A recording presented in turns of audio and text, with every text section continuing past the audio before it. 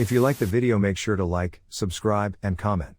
For more videos like this, truckers of Reddit, what's the craziest, scariest, or most bizarre thing you have experienced on the road or at a truck stop? I used to work with an ex-trucker who once had a woman commit suicide by jumping in front of his truck. He hasn't driven since, and now spends some time working with troubled/suicidal people. He was never quite the same after that happened. She had left a suicide note in her house. She had a history of depression. The family didn't want to sue or anything. They said they felt terrible for him that she chose to go that way and didn't want to put him through anymore. They actually said they were glad she was no longer in pain. Driving up to college for the first time, my mom got tired and wanted to pull over for a nap at a truck stop. While she slept, I people watched. A huge truck pulled up, one of those tricked out, well-lit and super shiny trailers, and a big, tattooed driver climbed out. Then he leaned back in to pull something out. It was a kitten. A tiny little white kitten. He played with that kitten on the truck stop benches for so long, happy as could be, giggling and smiling like I would have. It was the cutest juxtaposition I've ever seen. I'm a truck driver. I had a hooker climb into my truck while I was sleeping. My truck's passenger side door wasn't locked as well as I thought. I'd been hit in a parking lot by another truck and it bent the door in a little. I tested the lock and it seemed to lock and unlock fine, but that turned out to be wrong. It was around 1 a.m. and in my sleep I sort of vaguely heard my door open, so I was already starting to wake up. Then someone shook me by the shoulder. I jumped up and hit her in the face with my laptop. We got in this weird hair-pulling slap fight, and physically pushed/kicked her over the passenger's seat and out the door onto the pavement. I stood there half awake blinking at her through the windshield when she jumped up, flashed me her boobs, flipped me off, and ran away. Went back to sleep. Sort of. Woke up an hour or so later with someone knocking on my door. It was the police. She called them and told them she was my girlfriend and I'd beat her up and thrown her out at a truck stop. I believe they were getting ready to handcuff me when a few drivers from other trucks came over to explain she'd been knocking on truck doors all night and was there most weekends either knocking on doors or trying to climb into unlocked trucks. The cops didn't really say anything else to me, they just handcuffed her and drove away with her in the back. Not me but my dad. He was a career long-haul driver. The thing he said was the worst he's ever seen was he was driving along some interstate when a minivan cut off the truck in front of him. It's been a few years since I heard the actual story, but I think it was like lost control due to weather or highway hypnosis somewhere out west. Killed the entire family, blood and body parts scattered across the freeway. My dad had to physically restrain the other driver because after the shock set in he kept trying to run into traffic and kill himself. My dad has been a truck driver my whole life. The one that sticks out the most to me is when he saw someone in his company accidentally kill a lady. Or rather, the lady was killed by the guy's truck. There was a notoriously bad intersection outside of Sioux City, Iowa, and this woman just blew through it illegally and out in front of my dad's coworker's loaded semi, with my dad behind him. A lot of people don't realize that trucks can't slow down like a car, they have to gear down because of how heavy they are. She was killed instantly and her family later tried to sue the company my dad worked for, which went nowhere. Also, when I was a kid, he was in a grain elevator explosion. My dad's truck was like the 10th in line, and the first couple of trucks were basically vaporized. It was a pretty scary day because we saw about it on the news before he was able to get a hold of us. He had a number of post-traumatic incidents after that, unsurprisingly, but didn't realize what they were until I told him. He once had a panic attack because he saw a bunch of kids running away at the same moment a train whistle blew loudly. I've seen fist fights at the fuel islands. Over people not pulling up, a big deal for us drivers. Had an RV crawl up alongside me once in Indiana. I have a habit of looking over when folks get up alongside me to check and see if they are paying attention to the road or their phone or dozing off. Anyway, I glance over to see how old this couple in this RV may be. I was surprised to find the driver was maybe 30, tops. He looks over and smiles and as sure as God's got sandals the next second later a young naked woman is bent over the passenger's side of the dash and is being, acted upon by another young naked woman with what appears to be a horse-shaped and sized dildo. Having seen this porno before, I clicked the cruise back a notch or two and let them go on. I was in deep South Texas coming out of Laredo. A Mexican truck, you can spot one easy when you know what to look for, starts coming up alongside me. He gets up next to me and no one is at the wheel. I see two straps on the wheel and can only assume the dude was attempting to drive from the sleeper with a set of reins. I backed way off and let them get on up ahead of me. Saw them, 3 of these ass clowns in one truck, later at the border check on 35 in cuffs. I was running on Kansas Highway 96 out of Great Bend early one morning. Dawn was just peeking over the horizon back to the east. I rounded the curve out of town heading west when I see Bambi and the gang crossing the road. Must have about 12 or more of them. I get up in the middle of the road and lay on the air horn. They stop crossing, but they all start running along on both sides of the road in the direction I'm going. I get back on the throttle, and just as I come up on the group, I see two of the deer on the north side deciding they now want to join the group on the south side. Reflexes kicked in and I jumped into the oncoming lane to avoid them. I saw one's face clear as day as my fender and door went past him. He didn't hit the front corner of my trailer or my drives, luckily. However, he did hit his head on the side of my trailer. It must have been enough to daze him as I watch him fall and get hit by my back hopper on the side. He went under my trailer tandems where he exploded. I was over gross weight, so he didn't stand a chance. I pulled over about a mile up the road where it was wide enough to do so, 2-lane, and went to look over my trailer. I didn't see any marks on my trailer or hopper, nor anything much on the trailer tandems. The only thing left was a tuft of fur or two and blood dripping off both mud flap. R.I.P. retard Bambi. Not a trucker, but on the highway going from Maine to Killington VT, I saw a large bird swoop down right in front of a semi-truck. When I didn't see the bird come out on the other side, I was preparing to see feathers everywhere and a carcass to come bouncing out from under the trailer. Nothing. As I passed the truck, I looked over and saw a terrified turkey standing between the cabin and the trailer like he was surfing. After a couple miles, I did get the driver to pull over. Not a trucker, but a dispatcher. We had a driver who had, shall we say, an odor problem. I'm not talking like body odor like sweat. I'm talking like stale urine. Anytime he'd come into the dispatch office, it was a race to get him to leave again. The kind of putrid tang that would make you gag immediately and completely involuntarily, regardless of your best efforts. Driver was a rather heavy-set guy. Nice enough but a little slow. We let it go until we started getting complaints from customers about the smell. Now, this driver was a flatbed driver. Meaning most of his deliveries were onto construction sites, job sites, steel and lumber mills, etc. 90% of deliveries were outdoors, and in the company of rough and tough dudes who otherwise wouldn't give a damn what you smelled like.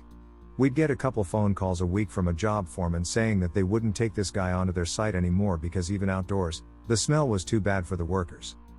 We started delicately attempting to bring it up, try to urge proper hygiene, etc. He claimed he showered every day or every other day at worst, and that's just what he smelled like and has had the problem for as long as he could remember. Nothing he could do. Okay. At some point he had to bring his truck in for maintenance. It was a company truck, he didn't own it, but we don't rotate trucks, so he had the same one for months. Something had to be checked into at the gear shift, so the mechanic had to get inside the truck. Upon climbing into the cab, the mechanic promptly did a 180 and puked out the driver's side door. It was then that the big piss bucket was discovered. I'm not talking like a Gatorade bottle or something that he took a leak in so he didn't have to stop one time. I'm talking like a job site shop bucket, filled nearly to the top with urine. The floor was wet around it, indicating it had splashed out. The inside of the cab, I'm told, because I was too chicken shit to get near this thing, smelled like MX-10. It was basically pure concentrated evil. Plus the walls of the cab had a slight yellow/brown dull sheen. We fired the driver using the complaints from customers as the excuse, and then parked the truck outside in our yard, doors and windows open for a week just to dull it.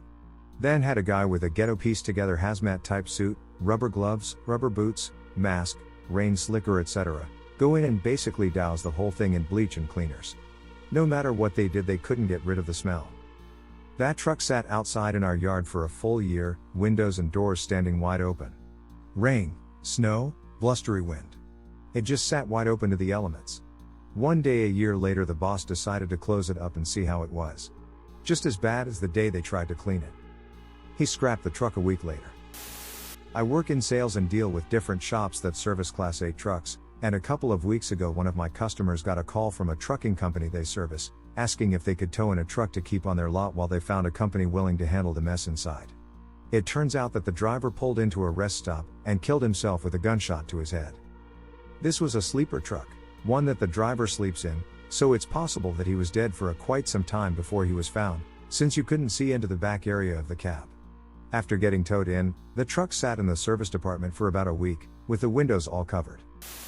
When police put up tarps alongside accidents, all too often we can see over them. I wish they would use taller tarps. I always made sure not to look, but every once in a while you would see lots of blood or a stretcher with a sheet drawn over a body. Once it was only a small lump. I tell myself it was probably someone's leg. That seems a better plausible alternative. Every day was a countdown to a WTF moment. Pushy lot lizards, a few crooked cops, my dispatcher sending me to the wrong state, or the constant flow of cars trying to kill you. Love the machines, but fuck the job. I've told this story before, but I'll tell it again. My dad was driving down some interstate when it started raining really bad. He couldn't see more than a few feet in front of him, so he pulled off somewhere and waited for the rain to pass. While he's waiting, he sees a sports car drive by, followed not too far behind by a dump truck going way too fast for a large truck in those conditions. Finally the rain passes, so he keeps going. A few miles up the road he comes upon a massive wreck. Apparently the dump truck had slammed right into the back of the sports car. There were 4 college kids in the car coming back from spring break. He goes to see if anyone's injured, and it's a bloodbath. The 2 guys in the back died instantly, the driver died on the way to hospital, the guy in the passenger seat survived, but he had to have both his legs amputated because they had been crushed by the dashboard. The dump truck driver survived with pretty much no injuries. A state trooper shows up and sees the wreckage. He goes up to the truck driver and punches him in the face. None of the other drivers said anything. Last year my in-laws, who team drive a truck, had a head-on collision that killed the other driver. It was a 2-lane highway and the other driver pulled out to pass. Rather than move back into his lane when he saw there wasn't enough time, he doubled down and sped up. My in-laws veered onto the shoulder to avoid him. He moved to the shoulder too. My in-laws put their truck into the ditch, and so did the other driver.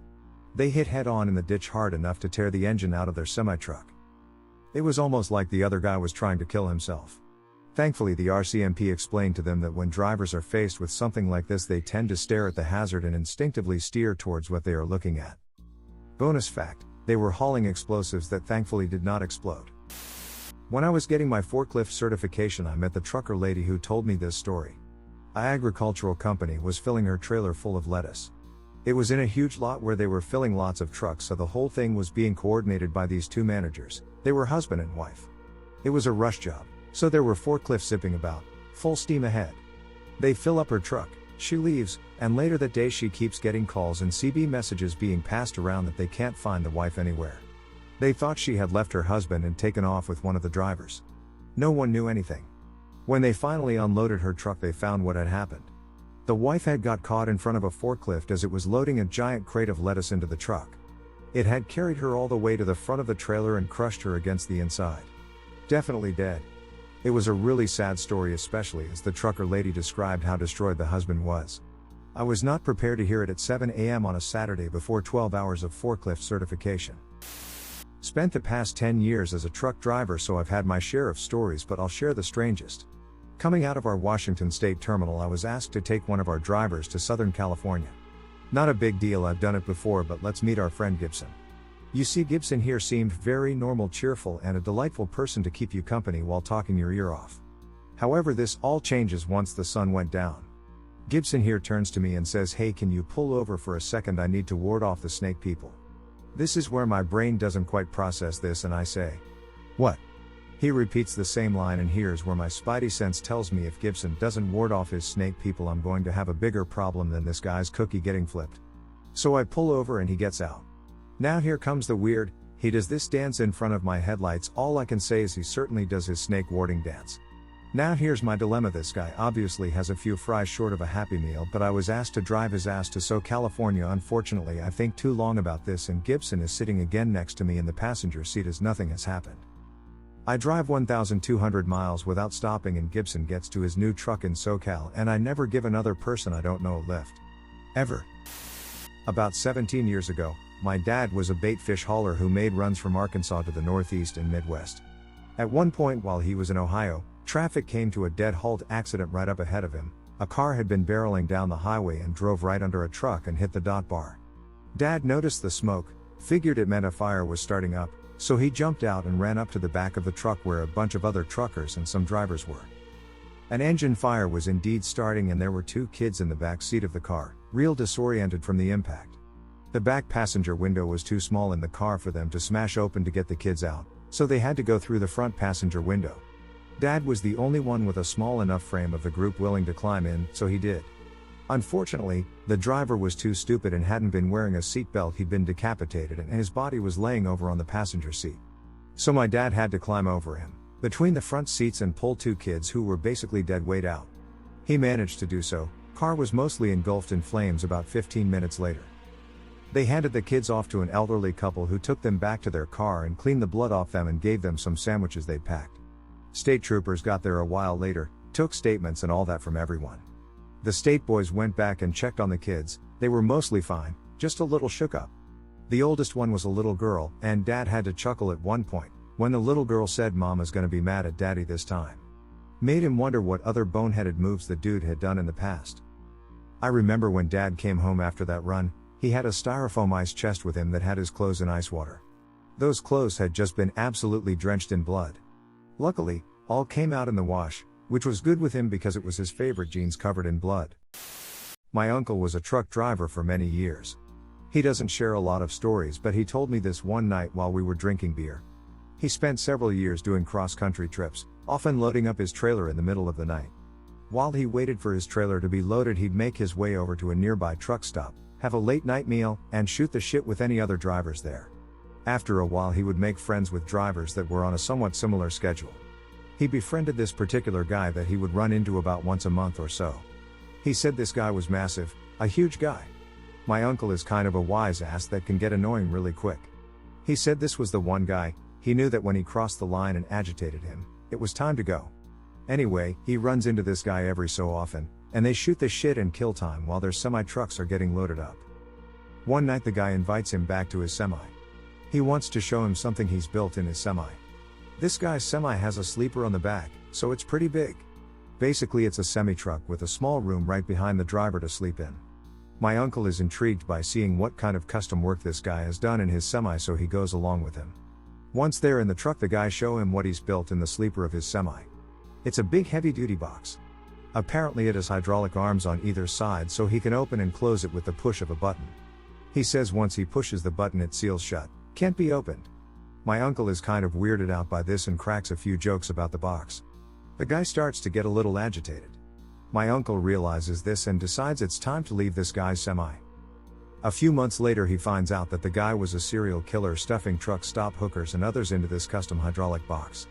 At this point in the story his hand starts shaking and he can barely drink his beer. That guy was massive, he says. His hand could cover most of my head. He could have stuffed me in the box and there's nothing I could have done to stop him.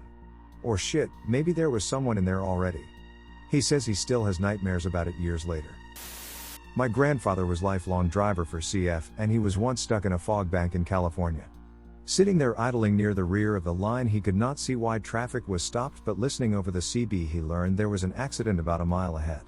A car driver that was stopped behind him got out and walked up to my grandpa's door and climbed up the running board to talk to him. After filling him in and chatting for a bit he hopped down just in time to be completely barreled over by a furniture moving truck that couldn't stop. My grandpa said he was looking right in the man's face and could see sheer terror as soon as his feet hit the ground because he knew he fucked up. The truck just roared through and took him away. He said he sat there for like 2 hours listening to cars slamming into each other behind him and people crying and moaning. He lit off his road flares and threw them as far back as he could, but it didn't matter because of how thick the fog was. He said you could not see 10 feet around you in any direction. But he had to sit there listening helplessly because of how dangerous it was to get out. My respect level for him reached over 9,000 after that day. My dad is a truck driver. He doesn't do really long hauls but just around town, so he was hauling gravel trains, so he had 2 trailers on. But he was also following another person who was hauling the same thing, sand, but as he was going along they were coming up to a curve and there was a guy standing on the side of the road. Sadly the guy decided he wanted to take his life, so he dived in front of the truck, not my dad's but the guy he was following, so my dad just saw all the splatter from the aftermath. You can imagine being run over by an 18-wheeler, but also he had to drive the truck to the police station for an investigation afterwards since the actual driver was pretty shaken up. And about a week later they found the guy's car left in a parking lot with a suicide note inside of it. Another story was another suicide attempt. Once again he was following another person. But this time the guy was driving and he decided to turn in front of the guy he was following. The driver didn't swerve soon enough, but it just ended up hitting the driver's side of the car and it ripped the whole one side off. Along with that it took off his arm and he flew out of the car and went into shock. You once again can imagine what the scene looked like. For the last 7 years I've been a bull hauler. I've seen some messed up stuff having to do with cattle, but the scariest thing that ever happened to me was on a trip to East Texas. I had left out from around Austin and went up to just north of Amarillo to kick them off at a feed lot, around 600-mile trip. I was feeling pretty good, so I decided to turn around and come on back to the cattle company instead of taking my break. I called dispatch and he gave me a sale barn to go pick up and bring back to the company. When I got back I was pretty wore out, but they told me that a truck had broken down headed to Texarkana and he needed me to go and get the cattle. I thought, sure, I can do this. I made it about an hour from Texarkana, on a little 2-lane Texas back road, talking to a friend of mine on the phone to try and stay awake, when I fell asleep. I remember hearing my friend yelling my name and waking up just to find myself off in the grass with a cowboy on a horse right in front of me roping a calf. He roped, dallied off, and turned to face me, and just as I hit him he disappeared. It was a hallucination. Scared me so bad I was wide awake the rest of the trip. I used to think being outlaw was me being a badass. I'd run 1,500 to 2,000 miles with no sleep and just call it another day at work. I realize now that it was just me being stupid and putting myself and innocent people in danger. I was on my father's Boar's Head truck about 12 years ago in Brooklyn. I was about 14 years old at the time. I was working over the summer with him to make some money to build a computer and buy a hockey stick. Priorities, man. Anyway, we were at a deli, Milan's I think was the name, and my dad was unloading some cheese and meat onto the hand truck while I got paperwork out of the cab. I opened the passenger door and there's a homeless man rummaging through the milk crate my dad kept his lunch and radio in. I didn't even hesitate. I gave the man my bologna and cheese sandwich. Fresh Italian bread, fresh provolone, bologna and fucking heaps of Miracle Whip, from the previous deli we delivered to, basically the best, most freshest fucking bologna and cheese ever. He took it and slowly closed the door and walked away. My dad didn't believe me when I told him, and thought I was just trying to get half of his lunch. My mom called my dad a fucking asshole that night and didn't want me working on his truck anymore. Needless to say I was there the next day. I had to hop on the laptop for this one. No way in hell I'm typing all this out on my mobile. It's mostly UFO/supernatural stuff I've seen out on the interstate. Within the first few months of driving was PA. My first couple years I was a night driver, so it was hard to see things sometimes. But the one in PA was me trying to follow a flatbedder who was hauling serious ass through the mountains. At one point I start to fall back because I can feel the van starting to lean. It wasn't long after that I reached down to take a swig off the handy monster I had, and I look up, and there's a guy standing off to the shoulder just outside the tree line wearing what appeared to be some type of soldier's uniform. Looked like Revolutionary War era, he had a musket as well. As I approach, I can see him staring right at me, and then he starts walking back into the tree line still looking at me. Before he manages to make it through the trees, he disappears. Like literally vanishes in thin air. I had my windows down, and the air in the area got real cold. After about a mile, the air warmed up again. I had a really sad feeling come over me for a while afterward. Needless to say, I didn't stop for the rest of my shift. New Mexico, Nevada, and Utah are some states that to this day, I still see shit in the skies that I can't explain. Lights rapidly changing direction and taking off at blinding speeds, but no sound barrier being broken. I've seen lights hovering over the desert several miles off the interstate, then it suddenly takes off and the lights cut out. Various shapes and sizes from what I can make out, again, night driver. I know military aircraft pretty well, and some of them more than likely were, but some of them absolutely cannot be any military aircraft currently in mainstream use. Conventional aircraft do not move like that. The most vivid one would be at an off-ramp in New Mexico. I stopped to take a piss. And decided to turn it into a 15-minute break since my ass was sore anyway. As I'm stargazing and admiring how clear the sky is, I saw what looked like a formation of lights in the shape of a triangle lift off from the desert floor, and then take off into the sky. I kept my eyes on it, and it just kept gaining altitude until the lights just disappeared. I look down at my watch and notice it's not ticking, so I pull out my phone and it's off. I turn my phone on, and according to the time on my phone, it had been 5 minutes since my watch stopped. I felt like whatever it was that just took off had something to do with it. Kent, Texas is another one. There's an old Chevron station I think it is, seems like FedEx drivers like stopping in there in droves. I'm guessing it's a popular drop and hook point for them or something. But I stop one day, and I need to take a piss. I don't know why I didn't stop in Van Horn. So I pull off, and I roll up to the empty lot across the street. Kent is an abandoned town. I walk up to the bush line and notice a makeshift fire pit. The wood is somewhat burned, but not all the way. The weird thing is that there's an unscathed dollar bill stuck in the wood. For a second I was like, ooh, piece of candy. But then this sudden feeling of nope came over me. So I left it alone and pissed in the bush. As I'm walking back, I look over at it and get a real negative feeling. I look to the ground in front of me and bam, there's a rattlesnake looking right at me. I stop dead in my tracks, and walk carefully around it, and it keeps staring at me. I ran as fast as I could back to my truck feeling like somebody was behind me. I kicked up a lot of dust getting out of there, and have never stopped in Kent since. Missouri, I stopped at an off-ramp to stretch out and take a breather. As I'm smoking a cigarette, a little girl from some direction I couldn't figure out giggles and says, "Hi, mister."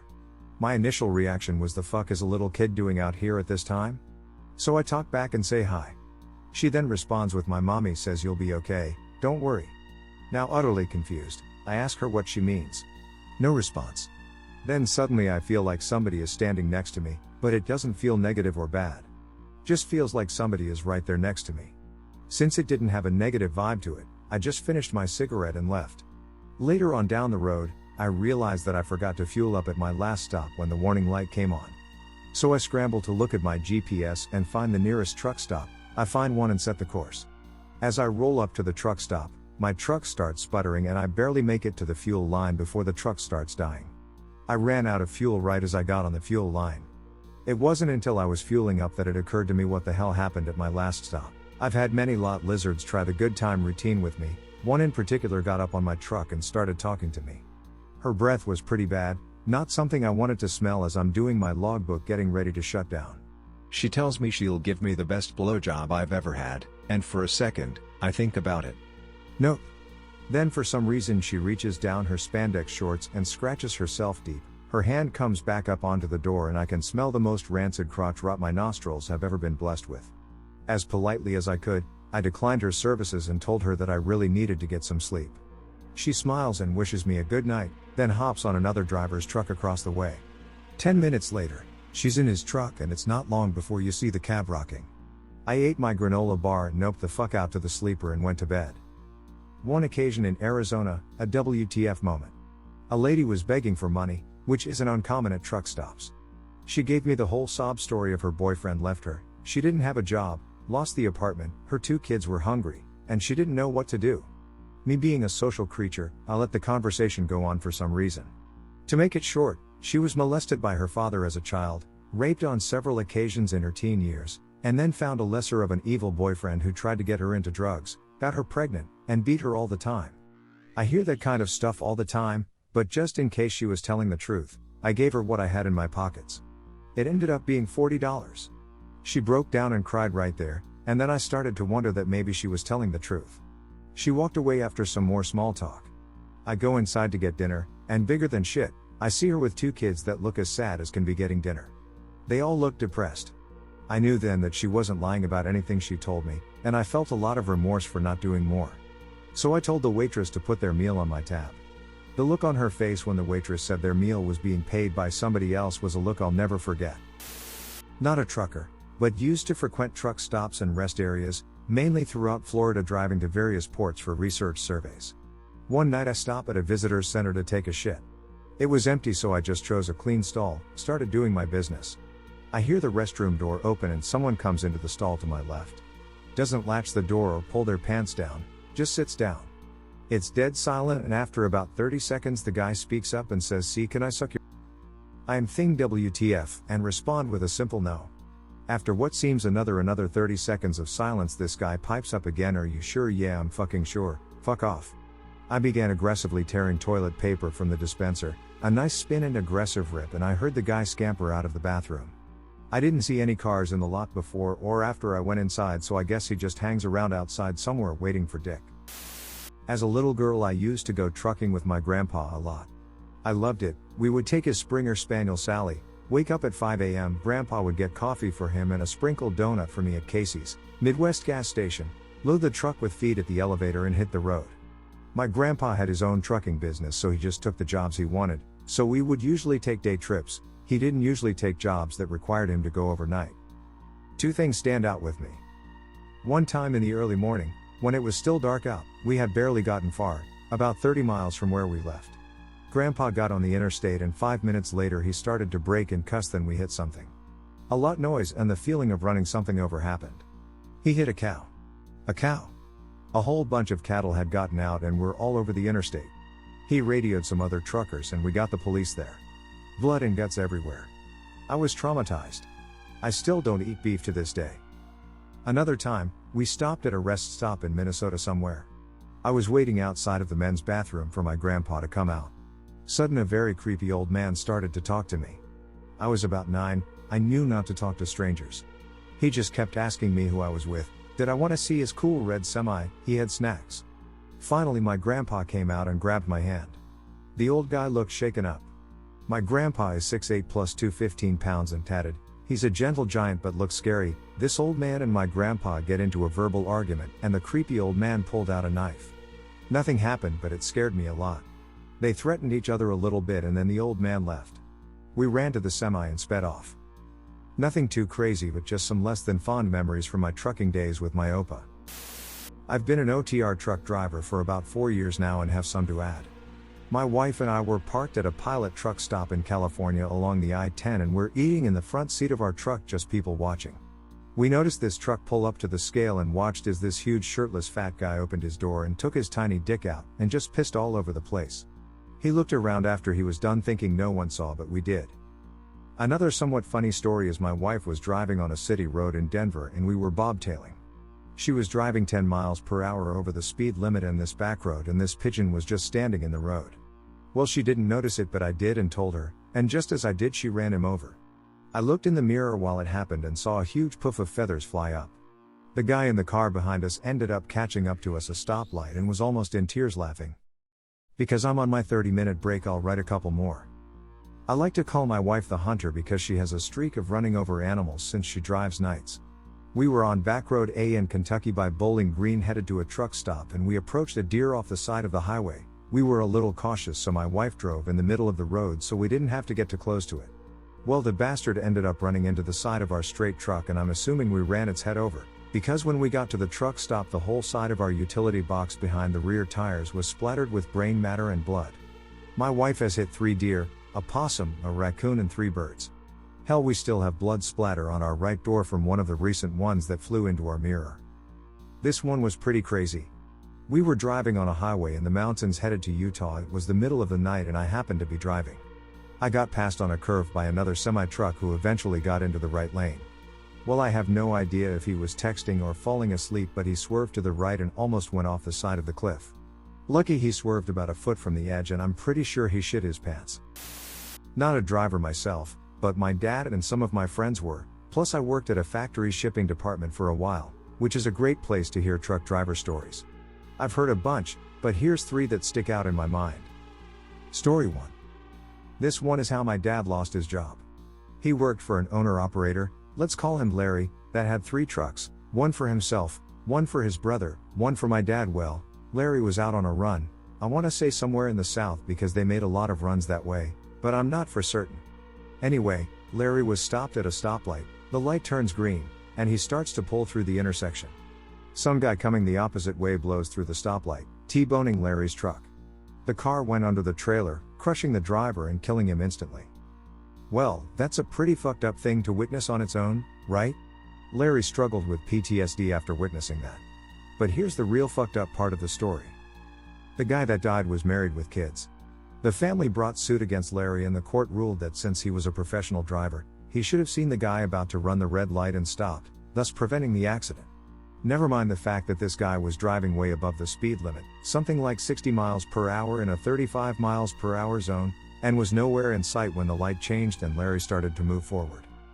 Larry ended up selling 2 of his 3 trucks to pay for the damages from that suit and to bring a countersuit to court. The truck that Larry kept was given to his brother because he didn't want to drive anymore after that.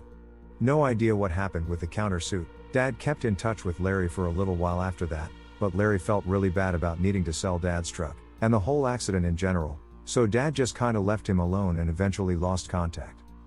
Story 2, because story 1 was depressing. This was a close friend of mine, we'll call him Paul. Paul was driving down a mountainside in West Virginia when some car speeds up behind him and passes. Well, the car missed a bend in the road and hit a guardrail. Paul stops his truck, gets out to see if anyone is hurt. He walks up to the car, and apparently everyone seems fine because they're A, massively drunk, and B, busy throwing empty beer cans and cases of beer over the guardrail so the police don't find them. Except one guy, who was bleeding from a face wound, but he was throwing beer cans as fast as everyone else, so Paul let him be. Paul sticks around until the cops show up. He doesn't say too much to the drunk guys, but when the police arrive, he makes sure to point out the guy with the face wound, which gets a laugh out of the officers. This guy had been sitting in the back seat of the car when it hit the guardrail. Apparently, he lurched forward in the collision and slammed his face into the beer that he was holding, which cut a perfect outline of the top of the can, pop tab and all, onto his forehead. Story 3. This is one that a driver, Jack, will say, told me when I was working in the factory's shipping department. I have my doubts that it's true, but I found it amusing nonetheless. Jack got pulled over by a state trooper one day, I forget why, exactly. Anyway, he was hauling a sealed load, which if you don't know, basically means that there is a band, called the seal, that you place around the trailer's door latch. To open the trailer, you have to break that band, which serves as proof that the load has been tampered with. According to Jack, the trooper that pulled him over made him get out of the truck, demanding that Jack break the seal so that the trooper could inspect the load. Jack refused. Not sure if it's state law or shipper regulations, but anyway, Jack argued that he wasn't allowed to break the seal. The trooper starts getting really aggressive about it, asking Jack what he's hauling. Jack shows him the bill of lading, it's just ping pong balls. From what Jack said, the trooper kept on hounding him, so finally, he tells the trooper to break the seal himself if he wants to inspect the load so badly. Trooper gets mad, storms around the back of the trailer, cuts the seal, yanks open the doors, and gets buried under a wave of ping pong balls. I guess he was expecting the balls to be in boxes, and Jack, hoping something like this might happen, never bothered to tell the trooper that the balls weren't boxed, just blown into the trailer through a hatch in the roof. From what he said, the dot spent hours cleaning ping pong balls off the road and the state trooper ended up getting fired.